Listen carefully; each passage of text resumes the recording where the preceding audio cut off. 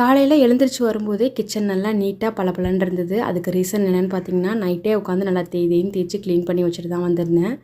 என்னன்னே தெரில, நான் ஒரு நைட் அவுலாக இருப்பேன்னு நினைக்கிறேன். நைட்டு பார்க்க வேண்டிய வேலையெல்லாம் பகலில் பார்க்க சொல்லுது, பகலில் பார்க்க வேண்டிய வேலையெல்லாம் நைட்டு பார்க்க சொல்லி இந்த பிரெயின் மாற்றி எனக்கு கமெண்ட் கொடுத்துட்ருக்கு.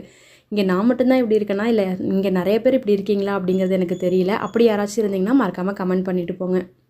இன்றைக்கி கொஞ்சம் 10 மணிக்கெல்லாம் வெளியில் போக வேண்டிய வேலை இருக்குது அப்படிங்கிறதால டக்குன்னு என்ன பண்ணலான்னு சொல்லி யோசிச்சுட்டு இருந்தேன். பாப்பா டக்குன்னு வந்து எனக்கு கேரட் ரைஸ் தான் வேணும்னு சொல்லி ஒரு ஐடியா கொடுத்துட்டு போயிட்டா.